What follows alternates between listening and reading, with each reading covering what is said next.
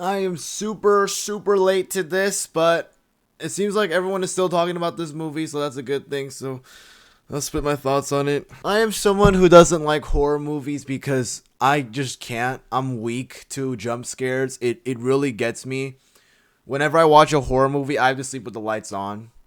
And I will tell you this right now, Obsession, it had me sleep with the lights on last night. I watched it yesterday. And I gotta say, it is probably not only the best horror movie I've seen so far, but one of the best movies I've seen this year. There were some other good movies like Project Hail Mary, but that was like one of the very few. And it was like an a great film, but Obsession really exceeded my expectations, and it really had me at the edge of my seat the entire time. And apparently I heard that this was made by a YouTuber, so I guess this continues the tradition of YouTubers making good horror films, or at least people keep saying they're good. Like the most recent one I've watched was Iron Lung. I didn't really like it. I thought it was like okay, and there was Talk to Me made by the Raka Raka twins. There's a new one coming out later this month, The Backrooms. I'm looking forward to see that. But Obsession, man, I gotta give the movie its compliments. I really don't have many complaints, other than there were like a few scenes where I didn't really hear what some of the characters were saying. But I think that was the point. It's supposed to like not be as audible as for some scenes. Like I don't want to spoil too much about it, but let's just kind of talk about what this movie is about. Yeah, I should probably mention there was also a dude who threw popcorn at my face. Like there was a scene that was like scary, I guess, and he threw a bucket of popcorn because he was that scared. He went with the cartoonishly, oh, and then threw the popcorn and didn't even bother to apologize or pick up the mess after. Something that I thought I might include. I'm pissed about that, by the way. That's it. Anyways, on with the review. It's about a dude named Baron. They call him Bear. He makes a wish to for this girl Nikki, to love him back because he has feelings for her, and he wasn't too sure how she would feel about him. So he was like, "Well, I just wish." She likes me, and then he like breaks this like wish willow, like it's this like tree branch thing that is supposed to grant you a wish. He breaks it, and slowly she does like fall in love with him and gets obsessed with him. And it's not really Nikki, it's the wish possessing Nikki to love him and be obsessed with him. And just that concept alone might sound very simple, but they took something simple and elevated it by 1,000%. Like the way, and I think it's because of the actress. I think she did an amazing job. I don't think if anyone else like portrayed her role, maybe the movie wouldn't get as much attention. She did amazing. It's such a damn shame though, because I actually first saw her in the last season of 13 Reasons Why. Show ended horribly. She was like a last minute throwaway decision to add in like a character's sister. She was like one of the villain's sister, and I was just like, okay, that's stupid. It seems like this movie might be her big hit where she'll might get more roles in the future in new movies that might come out. She did so well in where there is like a supernatural aspect to this movie.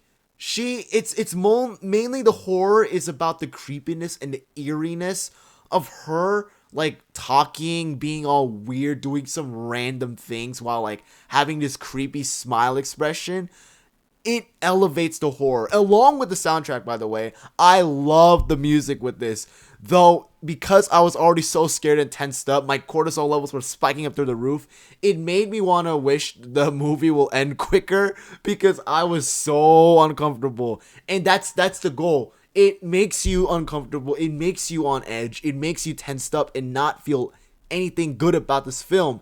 And I also like that the movie has balanced very well with comedy and horror. Like there are some moments where it makes you want to giggle because they're putting in some like cringe stuff to it, but at the same time as it cringes you, it's also making you really creeped out. Like I think this movie and how the director like really wanted this movie to be portrayed in a way I thought was excellent. And I gotta say, some of my my favorite scenes about Nikki was when, like, there's like a scene where Bear is talking to his friend Ian, right? And in like the like kind of like it's kind of like a blur out of focus, but you can see that Nikki is constantly looking at Bear. It, like, you can see it. She's constantly looking at him for maybe like a good 2 minutes, while because they're having a pretty like long conversation, and she's always staring at him. She never turns away, and she's at the cashier register, by the way. She's always looking at him. Really phenomenal job this movie has done.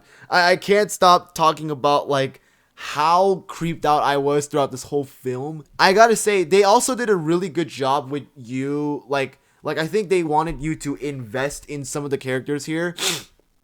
Oh my god, I'm congested, sorry. Especially with Sarah. I think she was someone who you don't really see a lot in this film, but in the scenes that she is in, you actually do feel for her, and you actually, root for her. Like, you wish that she doesn't get caught up in this craziness that Bear and Nikki have.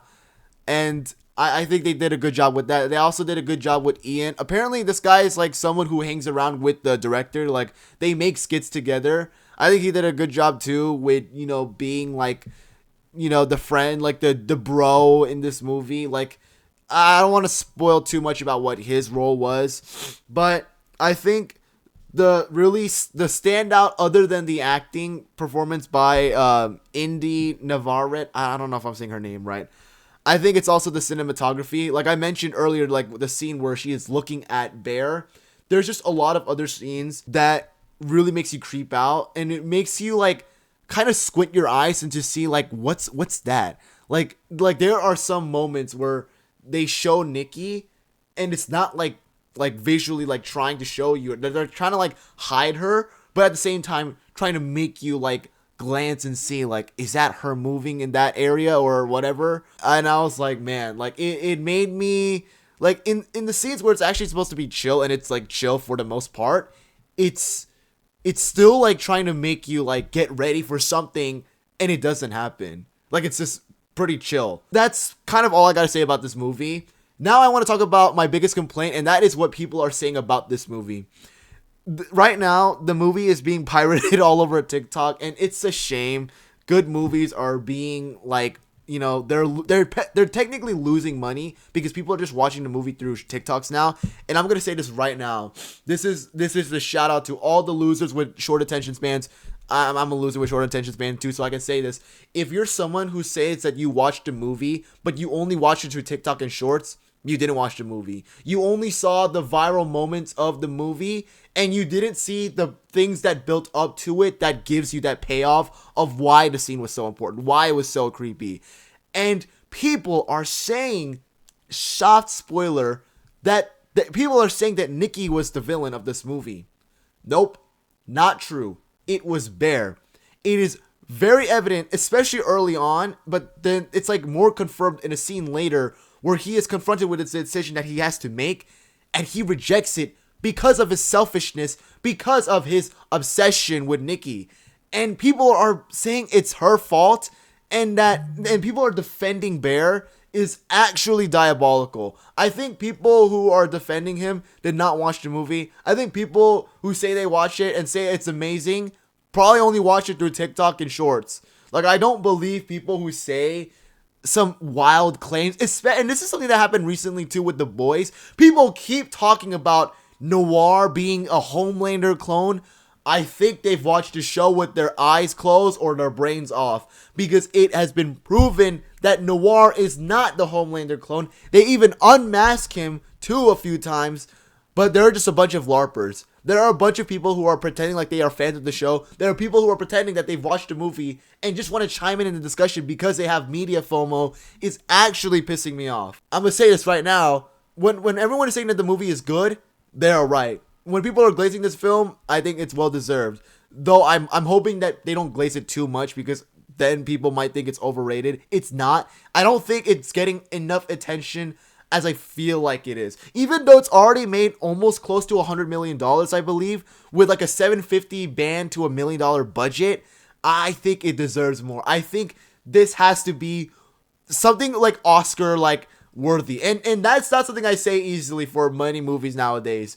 Even though I've only started recently reviewing movies like by the beginning of this year, but I think this is something worth like nominating for like an award. Y'all should watch this movie. It's so good. If you're someone who doesn't like horror because you're scared of it, I say still watch it.